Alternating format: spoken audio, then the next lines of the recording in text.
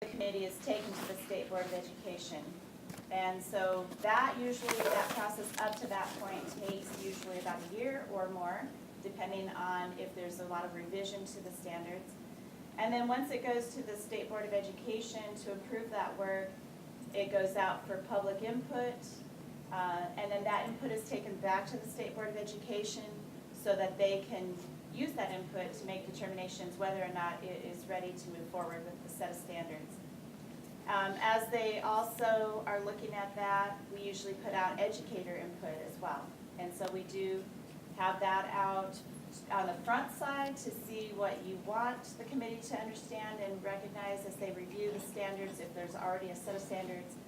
And then sometimes if they're, like in the case of computer science, there wasn't, we put it out after the creation of that document so that you as educators could give that input. The State Board uses all of that input for consideration, as does when we go through rules promulgation. The official public comment is reviewed by the State Board and the Secretary of State and the LSO and the Governor's Office. So there's a lot that goes into getting standards through the review process, and then once the State Board approves to move forward, it's another 4 to 6 month process. So that very end is where we're at with the computer science standards now. Things to consider during that review process: the committee will look at the current set of standards and review that, and usually they fill something out to see what they like about it, what they don't like. They'll also consider any revisions based on up-to-date research that might be out there. They'll also look at any national set of standards and any other state standards to get some ideas of what they do like and what they want for our set of standards. And then they also consider how it can be cross-curricular, how it can be integrated so that it's an easier lift. So they'll look at the other content areas and make those associations so that you as teachers or educators can go in and say, you know, we've got this, but it can also integrate into our math lesson here or our ELA lesson there. You just remind me when it's your turn. Okay, Fine and Performing Arts Committee and the Health and PE committees, they have a little bit a different makeup because it's usually we need a little bit more of a broad look at it. And so usually each of those grade band groups, we design the committee around this. So we look to have 2 to 4 grade level content people on there. So if it's Fine and Performing Arts, we want to have 2 to 4 Fine and Performing Arts teachers for that grade band. Then we also do 1 lower and 1 upper, so that there's always that scope, that progression look as everything is being designed. And then we also look for specialty teachers, so we need SPED teachers and EL teachers to keep all students in mind while these are being created, to make sure they're appropriate for the age level and for all students that might be exposed and taught through these. Also, again, looking for district administrators, so you all would be great to be on these committees as well. And then we look for business and industry, parents, and community and higher ed. So we really do try to have a regional representation, to have a diverse representation by these different roles.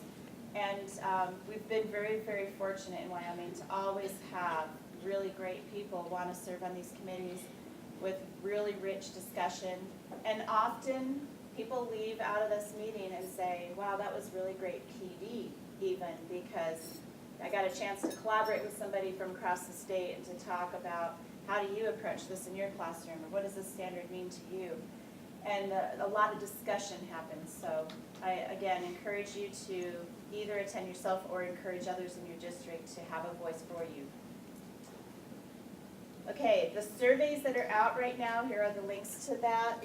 So the educator survey is where we are gathering information from you on the current set of standards. So what do you like? What do you want the committee to think about as they approach that set of standards for review? And then we also have the participant survey. So this is the call for participants. So the first 2 are for Fine and Performing Arts, the second 2 are for PE and Health. PE and health are two separate content areas, but we're going to approach it with the same committee. Because the other thing we've heard from you at past WICTA conferences is, you know, it makes a lot of sense to put that together. We teach it together, we have the same people approaching those sets of standards, so we're gonna have the same committee do both sets so that there's a little bit more of a cohesive approach to it. Okay, and now I'm gonna turn it over to Barb. Are there any questions on anything I've presented to date, to this point? Okay. So now you know all the work that we're doing ahead of time. I love my job. And that's because when I first started, before I even came to the department, I was on the science committee. And there were over 40 people at a time that Next Generation Science was moving forward. And it was an amazing opportunity for me. So after a year of being the science consultant, I had the privilege to move to standards. And as you can see, we've got a lot of work that we're doing moving forward. But we couldn't do that work if it wouldn't be for you and your superintendents and all the wonderful teachers. And it's such a joy to come back today and see faces of people who have been in some of those committees before where we've been able to work and discover things together.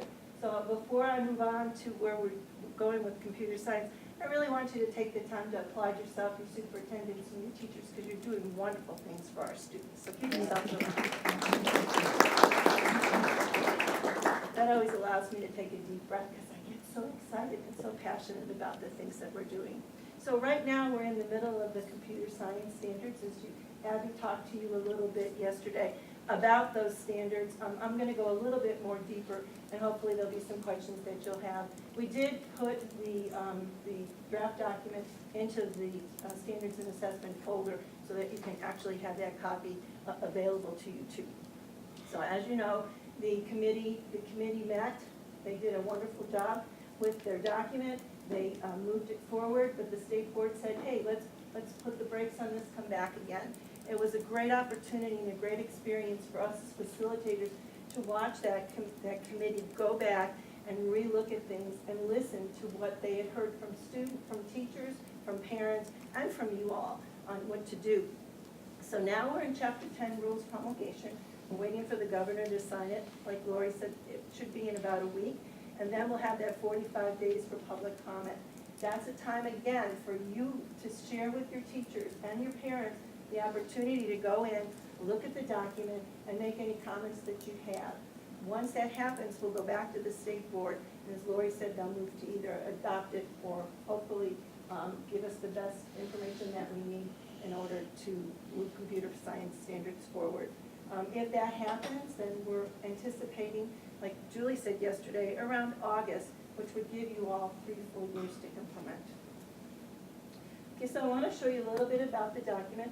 It's kind of lined up like every other standard is. We have domains and then we have the standards. And so you'll see the key at the bottom. In red, the domain is the computing systems, and there are 5 domains. Computing systems, networks and internet, data analysis, algorithms, programming, and the impacts of computing. And then the benchmarks, or the standards with the benchmarks. Sometimes the standard is just one. Sometimes it goes into 5 different benchmarks depending on where you are in the system. You'll have the labeling that way. And there is another link for the document there as well on the screen. Now yesterday when Abby showed you, she showed you that there were 5 domains, but you can see that we have in the document across the top what those 5 domains are.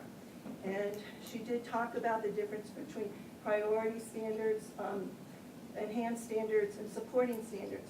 But one of the differences with this document to the original document is that, I have to stop here and think because I want to see how I want to phrase it, is that the original document was complex because we had heard in the past with the science standards and with the math standards that teachers needed more information that they could have. So the committee went ahead in the original document and used the CSTA and Oklahoma standards to give teachers an opportunity to see. If I wanted to do something at the kindergarten level, and the 1st grade level, and the 2nd grade level, how would I do that progression? So in that original document, which will now be housed as an appendix, there is the opportunity for the teachers to go in and go, oh, well in kindergarten, maybe we could do this, or maybe we could even meet the standards to the 2nd grade piece. So there's that grade band kind of progression. The next thing that they did was the clarification statements. the committee really wanted to have some examples for teachers so that they could understand what the standard meant, because sometimes the standards are a little complex. Do you remember when Common Core first came out for math, and people were looking at the practices and trying to read all that and going, oh man, I don't know how this works. And the committee from the 2018 standard had broken that down for better language for teachers. So the clarification statements in that document really, really do help the teachers understand what the standards mean. And then finally in the document, the cross-curricular connections were very important for the committee. We know that our K through 5 teachers especially have a huge lift, and that the more that they can bundle things together, using my science terminology, it would make it easier for them. So if you go into that document, you'll see that there's cross-curricular connections. One of the things we learned though when we were with the committee, and it wasn't our idea, one of your wonderful teachers or superintendents or administrators came up with it. They said, couldn't you create a document that just had everything all together with cross-curricular? And so we're starting to work on that. It's going to take a while, but our math consultant, Brian Cole, who's also a computer science specialist, has got some idea for some elaborate matrix so that we can design it. Do you want to add anything to that? No, okay. All right. So the other thing that's really important is in this document is we have the content standards and then we have the performance standards. So you'll see that once we run through the content standards, the performance level descriptors are listed here as well.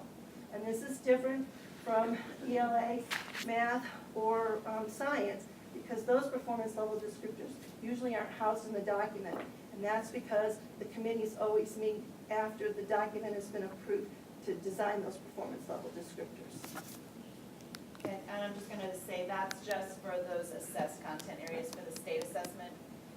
So all of the other documents, all of the other standards documents do have the PLDs housed within for those non-assessed areas. Alrighty, so the difference with the proposed standards now, these are just the highlights. We just wanted to highlight them for you. Is that, as Abby mentioned yesterday, the priority standards for K through 2 are 4. There's 11 supporting and 3 enhanced. And then for 3 through 5, there's 9 priorities, 10 supporting, and 4 enhanced. And that's just to help you as you move forward with your implementation to know which standards to start with. I wish Joanne was here today because she describes exactly, she did a really great job at the state board to describe how those all can be integrated together.